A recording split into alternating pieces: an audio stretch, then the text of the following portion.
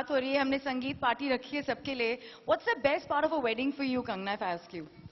मेरे लिए तो सबसे बेस्ट, क्योंकि मेरी तो शादी अभी हुई नहीं है, तो मुझे तो सबसे अच्छा लगता है लेडीज संगीत, जहाँ पे सब आंटियां थोड़ी थोड़ी टका के बिल्कुल बेहाल बदहवास हो जाती हैं और नाचती हैं. मुझे वो बहुत अच्छा लगता है. शूटिंग के दौरान जो क्रिएट किया गया माहौल शादी का, हाँ. एक नेचुरल शादी दिखाई गई है, तो वो कितना मतलब एक अलग तरीके का सीन था शादी के दौरान, एक माहौल क्रिएट करना कि एकदम नेचुरल शादी हो रही है एक पिक्चर के दौरान, तो वो कितना चैलेंजिंग रहा, कितना चैलेंजिंग रहा वो शूट करना.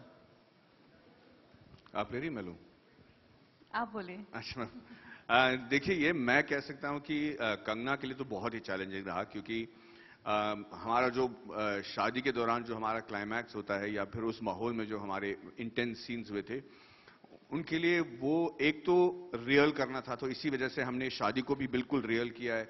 एक कोई हर्ज नहीं है, पर एक हम आपके हैं कौन की शादी टाइप की शादी नहीं है. इसमें बहुत रियल लोग हैं, बहुत रियल पंडाल है, बहुत ही रियलिस्टिक सिचुएशन है, और इसके बावजूद एक्टिंग करके ये दिखाना कि भाई हमारे साथ ये वाकई में गुजर रहा है, इसके लिए ये माहौल क्रिएट करना बहुत जरूरी था. इनके लिए तो और भी तकलीफ था, क्योंकि इन्हें एक दिन एक रोल करना था, फिर दूसरा दिन दूसरा रोल, और याद रखना पड़ता था कि भाई उन्होंने क्या कहते हैं पिछले दिन. सो टेक्निकली स्पीकिंग बहुत टफ था, और आई थिंक इसके लिए ये रियलिज्म बहुत जरूरी है. कुछ ज्यादा भी रियल हो गया था. मुझे याद है जब हम लोग फेरों का सीन कर रहे थे, तो 4 तक हो गए, तो मैं ही गिन रही थी. तो मैंने आनंद जी को बोला, मैंने कहा वो अपनी शूटिंग में ये वो यहाँ वहाँ, मैंने कहा आनंद जी, कहते क्या हुआ? मैंने कहा मैडी के और मेरे 4 फेरे हो गए हैं. तो कहता हाँ. मैंने कहा हाँ, मेरी और मैडी की शादी ना हो जाए. तो कहते नहीं नहीं, मैं 6 तक करूंगा. उसके बाद जो शॉट पे शॉट हुए, पता नहीं को 25-30 ले लिए हमने.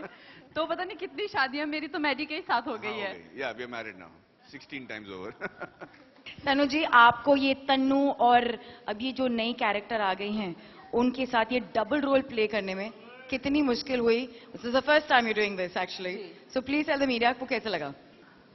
मुश्किलें तो आती हैं, कोई किरदार ऐसा तो नहीं होता जो आसानी से हो जाए, लेकिन फॉर मी आई थिंक ये बहुत ही ज्यादा सम्मान की बात है मेरे लिए कि मुझे इतना मुश्किल रोल इतने विश्वास के साथ दिया गया, तो इससे बढ़कर और क्या हो सकता है. It was a lucky coincidence that both my film NH10, now Tanu as Manu, returns fell back to back. हाँ. So it was a coincidence because I'm always trying to touch different kind of genres which I've been doing. Yeah. So after this I'm doing something, a musical drama. So I like to touch different kind of genres.